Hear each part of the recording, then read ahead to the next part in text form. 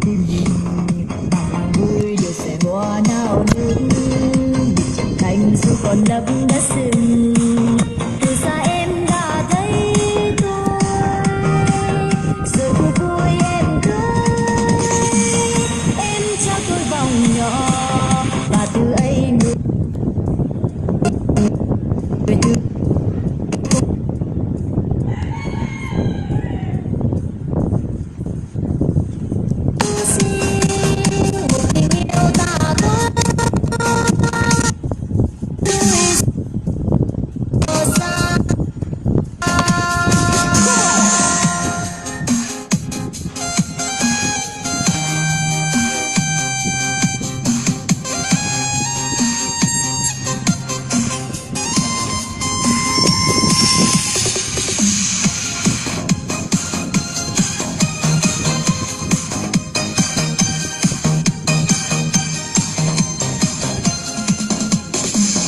bọn em lưng chừng núi lưng chừng đèo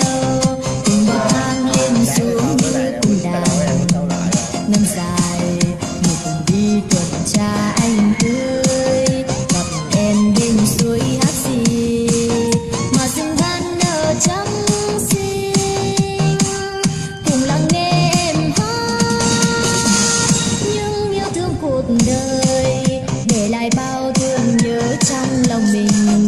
Một cô gái miền núi đã thấp ngọn lửa tình rồi một hôm anh ghé qua thăm bạn tìm gặp em cô gái nhen ngọn lửa tim mình bàn hàng vui đều sẽ hoa nao nước nhịp chậm thành dù còn lấp đất rừng. Từ xa em đã thấy tôi rồi cuộc vui em cho tôi vòng nhỏ và từ ấy người lính có thơ tình vì người thương thì hãy qua thác gành sẽ gặp một rừng ban nở trắng xinh một tình yêu ta có nơi núi rừng mơ xa.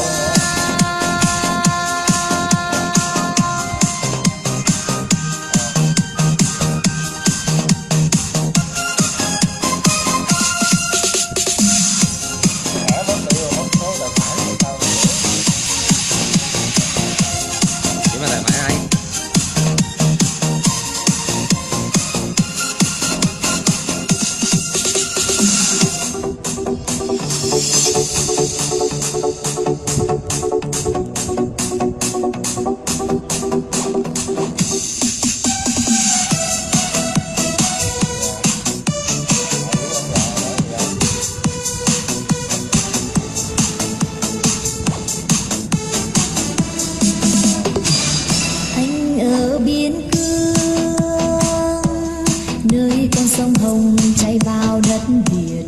ở nơi anh một ngày còn nước lặng phù sa yêu bóng đôi bờ. Anh ở phương xa biết rằng em ngắm ngóng tháng chờ cứ chiều chiều ra sông mà gánh mưa đến ngày ngày cùng bạn bè trên chốn anh lại xuống sông Hồng cho thỏa lòng em mong. Em ở phương xa nghe đài báo gió mùa đông bắc em thương anh nơi chiến hào gặp xét mà em thương anh. Chiều nay đang đứng gác lo canh giữ đất trời áo ấm có lành không thời anh yêu người chiến sĩ biên thùy có gì đâu tấm lòng người chiến sĩ có tình yêu bốn mùa phấn ấm dù gió mưa dù mùa đông vì rằng anh luôn ở bên em.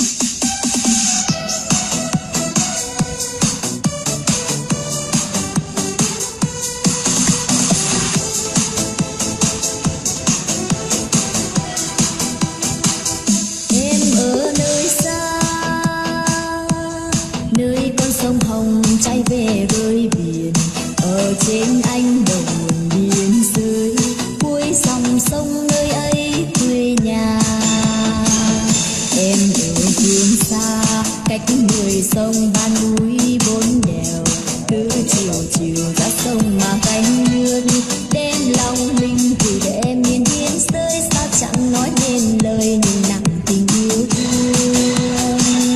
Anh ở biên cương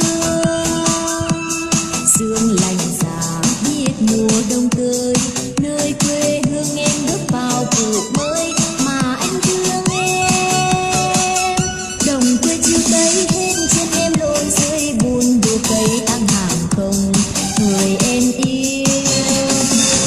ở cuối sông Hồng. Thấy dòng sông sóng cầu lên sóng đỏ biết là anh nhớ về em đó. Là chiến công là niềm tin là tình yêu em gửi cho anh gửi cho em gửi cho anh là tình yêu ta gửi cho